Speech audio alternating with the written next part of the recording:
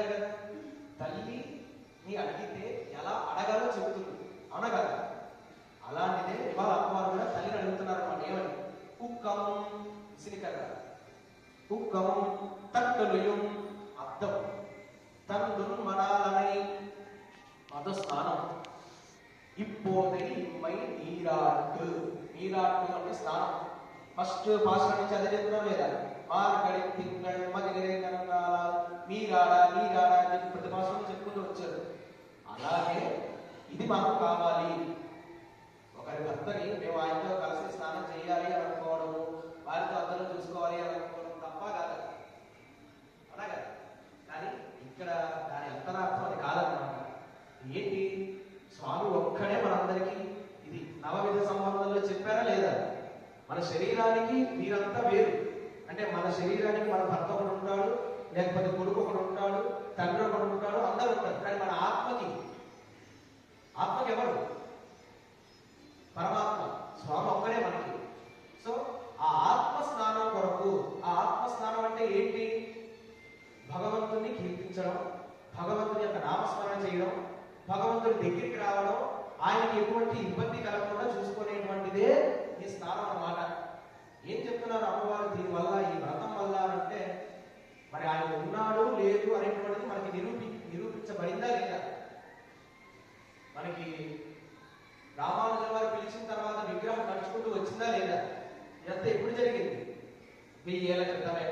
1000 ఏళ్ళు, 4-5 ఏళ్ళు, లేకపోతే పలానా ఇంకో యుగంలో కూడా కాదు. ఒక 1000 సంవత్సరాల క్రితమే జరిగింది. పిలిస్తే విగ్రహం నడిచి వచ్చింది. ఇంతకు ముందర పూర్వం రామానుజుల వారు ఉన్నప్పుడు కూడా, ఆయన తర్వాత కొన్ని సంవత్సరాలు కూడా వెంకటేశ్వర స్వామి కొండపై తిరిగేవారు. మీరు వెంకటేశ్వర స్వామి యొక్క చరిత్ర చదివితే తెలుస్తుంది. ఆయన తిరిగేవారు. అక్కడ మాలలు పుట్టే ఆయన ఒక ఆయన ఉండేవాడు. ఆయన ఇంటికి వచ్చేవారు. ఏంటి వాళ్ళు మాలలు రాలేదని చెప్పేసి అడిగేవారు. డాక్టర్లు కూడా పిలిచేవారు ఆయన రాలేదని చెప్పానంటే. అంత ఇదిగా ఆయన తిరిగేవాడు తిరుమల కొండపై. మరి ఇప్పుడు ఎందుకు కనిపించట్లేదు అంటే, మనమందరి ఇది ఎలా మారిపోయింది అని అంటే, ఒక్కొక్కరు ఒక్కొక్క భస్మాసులాగా మనం తయారైపోయామట. భస్మాసుడు ఇదేంటి?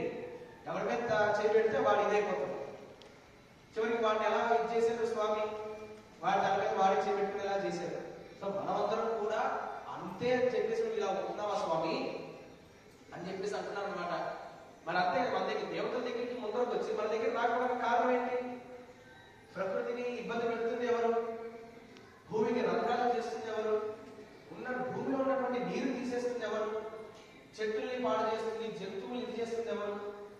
మనకి అంటే మనం తెలుసో తెలియకో మనం చేసేస్తున్నాం. మనం చేసినటువంటి పనుల వల్ల అవన్నీ నశించిపోతున్నాయి, అవునా కదా. లాక్డౌన్ ముందర, లాక్డౌన్ తర్వాత మీరు కొన్ని వీడియోలు చూసారా? అంటే కొన్ని రోజులు పూర్తి లాక్డౌన్ పెట్టేసిన తర్వాత పారేటువంటి నది ఎంత అందంగా పారుతుంది చూసారా వీడియో? నెమళ్ళన్నీ రోడ్ల మీదకి వచ్చేసాయా లేదా?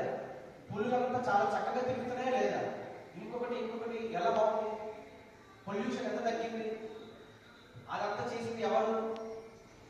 ప్రకృతిని ఇచ్చి, అందులో వనముల్ని ఇచ్చి, ప్రతిదీ నీకు పనికొచ్చేదే, ఎంత కావాలో అంతే వాడుకో అని చెప్పారు, అవునా కాదు. కానీ వాటిని ఇది ఇబ్బంది పెట్టింది ఎవరు? భూమిలో ఉన్నటువంటి వాటితో మీరు వ్యవసాయం చేసి దాని నుంచి మొక్కల్ని కొన్ని పంటల్ని పండించుకోండి, రసాయనాలు కొట్టకండి. రసాయనాలు కొట్టినటువంటి పంట వచ్చినటువంటిది మీకు ఎటువంటి బలాన్ని ఇవ్వదు, సహజంగానే రావాలి ఏదైనా అనేటువంటిది ఒకటి ఉంది. దాన్ని ఇది చేస్తుంది ఎవరు? భూమిని. మనమే. అన్ని మనమే చేస్తున్నాం. కానీ మనకేం లేదు అనుకుంటున్నాం. మనం ఉన్నదాన్ని, ఆయన ఇచ్చిందాన్ని మనం వాడుకోక మనం దాన్ని ఇది చేసేసి నువ్వేం వర్క్ చేయలేదు అంటే అది ఎక్కడిది? అందుకని కోపగించి ఉన్నావా అని చెప్పేసి అడిగి అమ్మవారిని మా వైపు తీసుకురా అమ్మ స్వామిని. మేము తెలుసో తెలియకో చాలా విధమైనటువంటి పనుల్ని, దోషాలని చేస్తున్నాం. దాన్ని క్షమించి మాకు కావాల్సినటువంటి దుఃఖము, తక్కులు అని చెప్పేసి మూడింటిని అడిగారన్నమాట. ఏం చేసుకుంటారు విసిరికర్రని? ఎవరికి కావాలి? ఆమెకి ఎవరు కావాలా విసిరికర్ర? విసిరికర్ర అనేటువంటిది ఏంటిదంటే, మన లోపల ఉండేటువంటి ఈ లోపల ఆత్మకి కావాల్సినటువంటి ఇదే అన్నమాట. అంటే ఏం కావాలి? ఈ శరీరంలో ఎన్ని రోజులు ఇరికించి ఉండాలి? ఇబ్బంది పడట్లేదు ఆత్మ, కష్టపడుతుంది. రోజు పొద్దున్నే లేవాలి, ఇంకొకటి చేయాలి.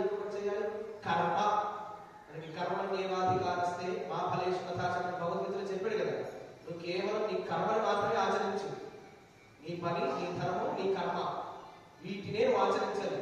దానివల్ల నీకు ఫలితం వస్తుందా రావట్లేదా ఇంకోటా అని చెప్పేసి నువ్వు ఇది పట్టుకొని ఉండగలదు. కర్మ త్యాగం చేయొద్దు, ఫల త్యాగాన్ని చేయాలి, కర్తృత్వ త్యాగాన్ని చేయాలి. అప్పుడు నువ్వు వద్దనుకున్నా అవి నీ వెంటనే వస్తాయి. ఇప్పుడు అర్జునుడు భయపడ్డాడు, యుద్ధం గెలుస్తామో లేదో ఇంకోటో అని ఫలాన్ని ఆశించి యుద్ధాన్ని వదిలేసుకుంటుంటే ఇప్పుడు యుద్ధం జరిగేదా, యుద్ధం గెలిచేవాడు. అలా చెయ్యొద్దు అని చెప్పేసి రోజు రోజుకి యుద్ధం దగ్గర నుంచి చేయించాడు, కర్మని చేయించాడు, ఫలాన్ని ఆశింప చేయించలేదు. దానివల్ల ఏమైంది, ఫలితాన్ని పొందారా లేదా? అలాగా కర్మని మాత్రమే ఆచరించు, దానివల్ల కలుగుతుంది. అది ఏ కర్మ అనేటువంటిది మనకి ముందర చెప్పారు, తర్వాత కూడా చెప్తారు అమ్మవారు. మన కర్మ ఏంటిది, లేచిన తర్వాత మనం ఏం చేయాలి, ఆయన ఉన్న దేనికోసం, ఆయన దేవాలయాన్ని కాపాడుకోవాలి. అమ్మవారు చెప్పింది కూడా అదే. నువ్వు ఎక్కడికో వెళ్ళి తిరుపతి లాంటి క్షేత్రాన్ని కాపాడాల్సిన పని లేదు. ఆయన స్వయంభూగా ఆయన శక్తి ఉంటుంది కాబట్టి ఆయన ఏదైనా చేసుకోగలుగుతాడు. కానీ మన పక్కన మన